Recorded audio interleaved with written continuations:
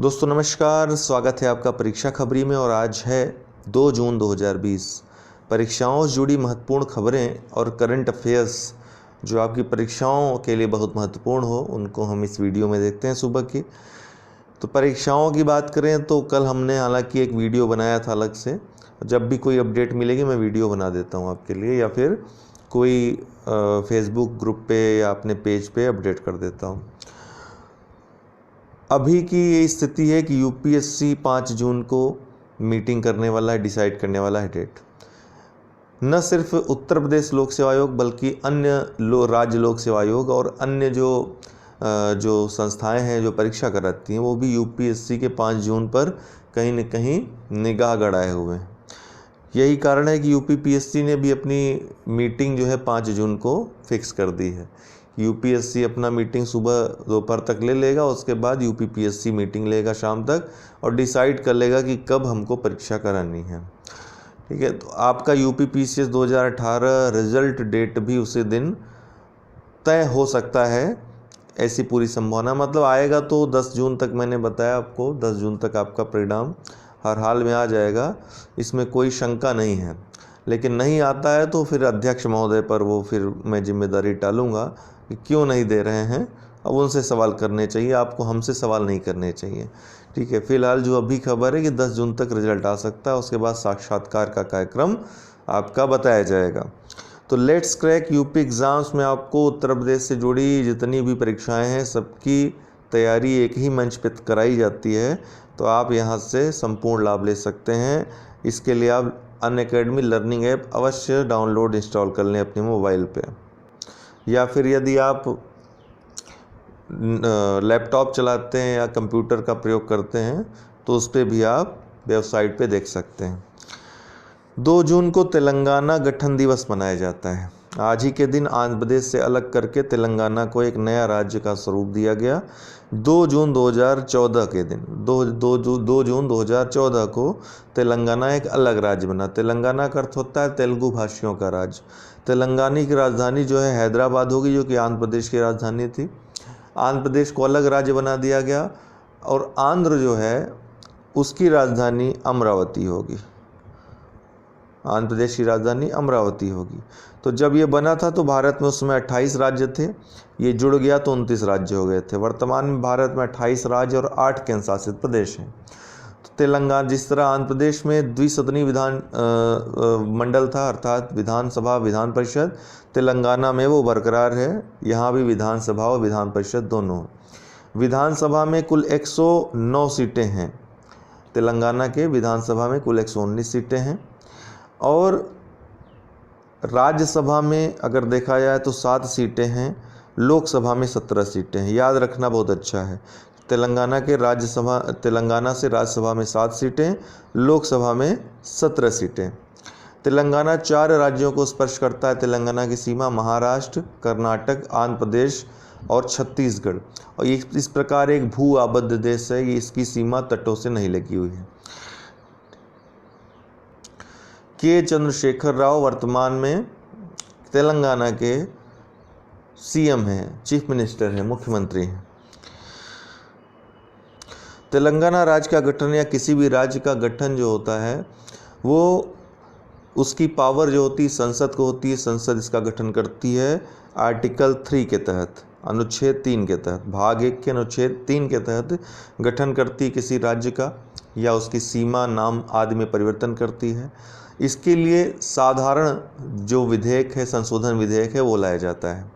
अर्थात संविधान संशोधन की जो सरल प्रक्रिया है, साधारण प्रक्रिया है, वो अपनाई जाती है। साधारण बहुमत से ये पारित हो जाता है अगर दोनों सदनों से, तो नए राज्य का गठन हो जाता है। लेकिन इसके लिए कुछ शर्तें हैं। शर्तें ये हैं कि राष्ट्रपति की पूर्व अनुमति से ही कोई प्रस्ताव ऐसा आएगा, और ऐसा प्रस्ताव राष्ट्रपति पहले राज्यों, जिस राज्य पर इसका प्रभाव पड़ रहा है या जिन राज्यों पर प्रभाव पड़ रहा है, उनकी उनका विधानमंडल है वहाँ भिजवाएगा। उनको एक समय सीमा देगा, उस समय सीमा में उनको निर्णय लेना होगा। निर्णय हाँ में हो चाहे ना में हो, उसको मानने के लिए केंद्र बाध्य नहीं है। ठीक है, तो हाँ कहेंगे तब भी होगा, ना कहेंगे तब भी होगा। ये मात्र औपचारिकता मात्र है कि हाँ राज्यों को बताया गया, ऐसे ही नहीं कर दिया गया सब कुछ, ठीक है। राज्यों को मतलब सम्मिलित किया गया किसी न किसी तरह। तो इस तरह से राज्यों का गठन होता है। फोर्ब्स सबसे ज़्यादा कमाने वाले वैश्विक एथलीटों की सूची 2020 उसने जारी की। फोर्ब्स क्या है? फोर्ब्स एक अमेरिकी न्यूयॉर्क में स्थित अमेरिकी पत्रिका है, ठीक है। अमेरिका की एक निजी पत्रिका एजेंसी है जो द्विसाप्ताहिक पत्रिका निकालती है, फोर्ब्स के नाम से द्विसाप्ताहिक पत्रिका है।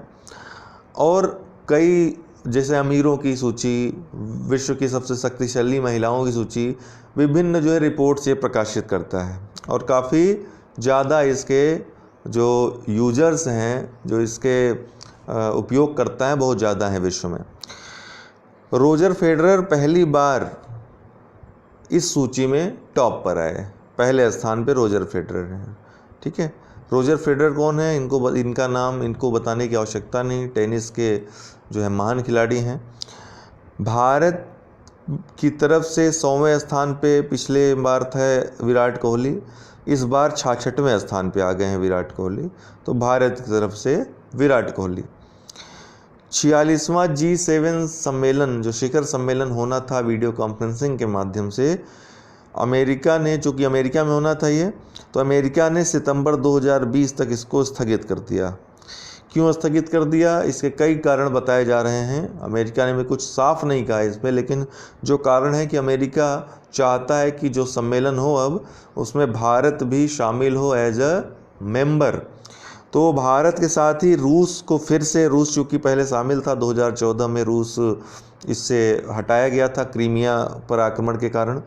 तो भारत, रूस, ऑस्ट्रेलिया, दक्षिण कोरिया को यूएस से शामिल करना चाहता है। इसको G10 या G11 का रूप देना चाहता है। मैंने आपको D10 कल बताया था। D10 group of 10 democratic countries. ये ब्रिटेन ने, जो ब्रिटेन है उसने ये D10 की संकल्पना का प्रस्ताव दिया है कि जो विश्व की 10 सबसे बड़ी, जो सबसे अच्छी डेमोक्रेसीज़ हैं वो एक साथ आएँ, जिसमें G7 के साथ अमेरिका, ऑस्ट्रेलिया और दक्षिण कोरिया को उसने शामिल किया।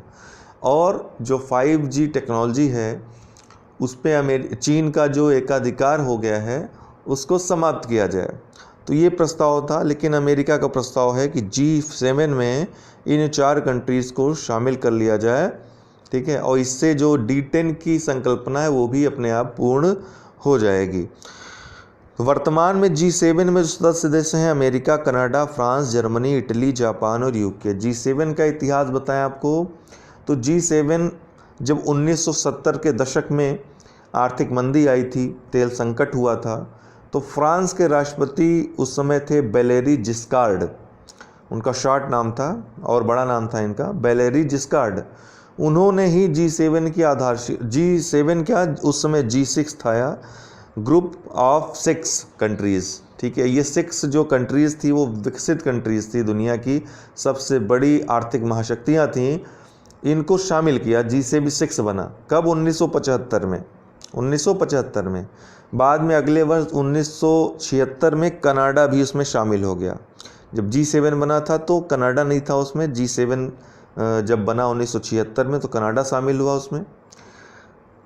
बाद में बहुत आगे जाकर 1998 में G8 बन गया ये G7, जब 1998 में रूस इसमें शामिल हुआ। लेकिन रूस को 2014 में इससे निकाल दिया गया G8 से, और फिर से G7 ये बन गया 2014 में।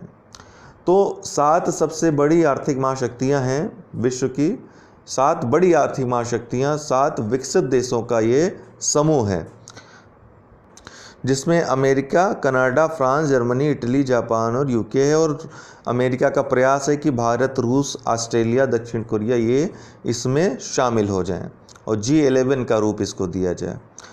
तो 46वां ये सम्मेलन होना था, अब सितंबर तक टाल दिया गया है। लेकिन 45वां सम्मेलन आपके एग्ज़ाम के लिए महत्वपूर्ण है, क्योंकि 45वां सम्मेलन बिरिड्स शहर में हुआ था फ्रांस में, और वहाँ पे भारत को बुलाया गया था, ठीक है। तो भारत, यहाँ पर भारत तरफ से नरेंद्र मोदी गए थे, प्रधानमंत्री नरेंद्र मोदी शामिल हुए थे इसमें। तो ये बड़ी उपलब्धि थी भारत के लिए G7 में बुलाया जाना। G7 के बारे में एक और महत्वपूर्ण बात है कि न तो इसका कोई मुख्यालय है, न तो इसका कोई चार्टर है और न ही इसका कोई सचिवालय है। तो एक अनौपचारिक संगठन है, ये अनौपचारिक वार्ता के लिए संगठन बना हुआ है। इसका अभी कोई न तो मुख्यालय है, न तो कोई चार्टर, न सचिवालय है। मे भी आगे चल कर के अगर हो जाए तो, लेकिन अभी ऐसा कुछ नहीं है। तो अगर आपकी परीक्षा में आता है कि G7 का मुख्यालय कहाँ है, तो option A, B, C, D में चले जाइएगा, नन ऑफ दीज में। ऑपरेशन समुद्र सेतु, ये देखिए वंदे भारत मिशन जो अभियान वायुसेना का चलाया गया कि विदेशों से भारतीय जो फंसे हुए हैं कोरोना के इस समय में, उनको वापस लाया जाए देश में अपने कुछ शर्तों के साथ। इसके साथ ही मैं आपको बता दूं महत्वपूर्ण बात कि इसका खर्च सरकार वहन नहीं कर रही है, यात्री स्वयं वहन करेंगे। इसी का एक भाग के रूप में ऑपरेशन समुद्र सेतु चलाया गया है। ऑपरेशन समुद्र सेतु जो समुद्र तटीय देश हैं, जो समुद्र पारी देश हैं, समुद्र के माध्यम से अर्थात जलपोत के माध्यम से या जो भारतीय फंसे हुए हैं उनको बुलाना, ये ऑपरेशन समुद्र सेतु है। तो वंदे भारत मिशन का ही एक पार्ट है ऑपरेशन समुद्र सेतु। श्रीलंका के पहले भी मालदीव से ऑपरेशन समुद्र सेतु का पहला चरण चलाया जा चुका है, जहां मालदीव में फंसे भारतीयों को बुलाया जा चुका है। ये दूसरा चरण है ऑपरेशन समुद्र सेतु का, जिसमें श्रीलंका से भारतीय नागरिकों को वापस ले आया जा रहा है। 36वां राष्ट्रीय खेल जो कि गोवा में होना था, ये अनिश्चित काल के लिए स्थगित कर दिया गया है। अक्टूबर-नवंबर में होना था गोवा में 36वां राष्ट्रीय खेल, लेकिन ये अनिश्चित काल है तो स्थगित कर दिया गया। आपको यहाँ से एक प्रश्न महत्वपूर्ण बन सकता है कि पहला राष्ट्रीय खेल कब हुआ था, कहाँ हुआ था? तो पहला राष्ट्रीय खेल 1985 में हुआ था दोस्तों, और कहाँ हुआ था? नई दिल्ली में हुआ था। इस खेल का आयोजन का जो उद्देश्य है, ओलंपिक के लिए जो भारतीय युवा हैं उनको अच्छे से तैयार करना, उनकी पहचान करना, इस राष्ट्रीय खेल का उद्देश्य होता है। तो पहला राष्ट्रीय खेल 1985 में ओलंपिक के तर्ज पर जो हुआ नई दिल्ली में हुआ। हालांकि इसके पहले भी राष्ट्रीय खेल अनौपचारिक रूप से होते रहे देश में। तो एक बार पुनः देख लेंगे, 2 जून, आज 2 जून 2014 को तेलंगाना गठन दिवस 2 जून को मनाया जाता है, क्योंकि 2 जून 2014 को तेलंगाना का गठन हुआ था, एक अलग राज्य के रूप में आंध्र प्रदेश से अलग कर दिया गया था। दूसरी खबर है, फोर्ब्स सबसे ज़्यादा कमाने वाले वैश्विक एथलीटों की सूची 2020 जारी हुई, जिसमें रोजर फेडरर पहली बार जो है पहले स्थान पे काबिज हुए, और भारत के 66वें स्थान पे रहे विराट कोहली, जो कि पिछले वर्ष 100वें स्थान पे थे। 46वां G7 शिखर सम्मेलन ये आयोजित होना था अमेरिका में, लेकिन अमेरिका ने इसको सितंबर 2020 तक स्थगित कर दिया।